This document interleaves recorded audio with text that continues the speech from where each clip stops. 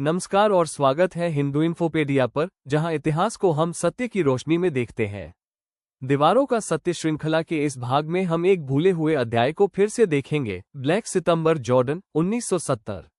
यह वो युद्ध था जिसे हर अरब शासक याद रखता है, पर विश्व मीडिया अक्सर भूल जाती है। एक युद्ध जिसमें हजारों मारे गए, पीएलओ को निकाला गया और जिसने 57 इस्लामी राष्ट्रों की शरणार्थी नीति हमेशा के लिए बदल दी।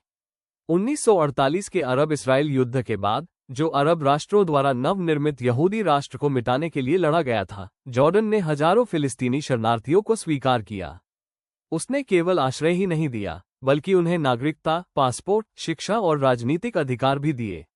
2 दशकों तक जॉर्डन अरब एकता का प्रतीक रहा, पर यह उदारता जल्द ही संकट में बदली। 1970 तक फिलिस्तीन मुक्ति संगठन (पीएलओ) ने जॉर्डन की भूमि पर अपना स्वतंत्र संरचना खड़ी कर ली थी। उन्होंने अपनी सेना बनाई, कर वसूले, न्यायालय और चौकियां चलाईं। यह एक समानांतर सरकार थी।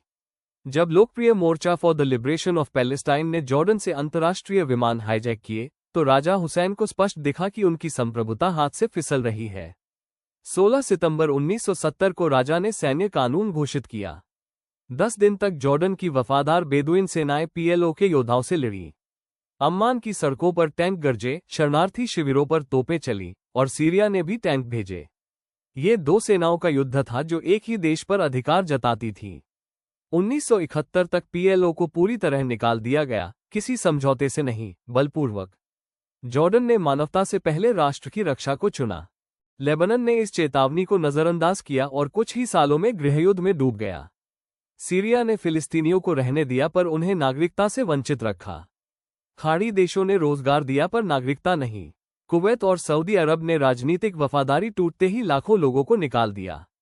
और आज पाकिस्तान द्वारा अफगान शरणार्थियों का निष्कासन उसी पाठ को दोहराता है। जब विचारधारा और सुरक्षा टकराते हैं, तो संप्रभुता जीतती है। जब मिस्र ने 2009 में गाजा सीमा पर 18 मीटर गहरी इस्पात दीवार बनानी शुरू की, तो पश्चिम ने इसे क्रूर कहा। पर मिस्र जॉर्डन की तरह ही सोच रहा था।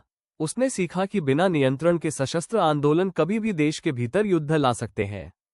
इसलिए दीवार बनाना बेहतर था, शव गिनने से पहले रोकथाम करना ही बुद्धिमानी थी। हर इंच इस्पात मिस्र के लिए संरक्षा का प्रतीक है। दीवारें झूठ नहीं बोलती, झूठ तो संयुक्त राष्ट्र के मत बोलते हैं। 57 इस्लामी राष्ट्र मंच पर फिलिस्तीन के समर्थक दिखते हैं, पर वास्तव में उसी से सावधान है। यही सत्य दीवारें बताती है। देखने के लिए धन्यवाद। यदि यह विश्लेषण आपको उपयोगी लगा, तो चैनल को पसंद करें, साझा करें और सदस्य बनें। और पूरा लेख पढ़ें hinduinfopedia.com पर, जहां तथ्य किसी कथानक से पहले आते हैं।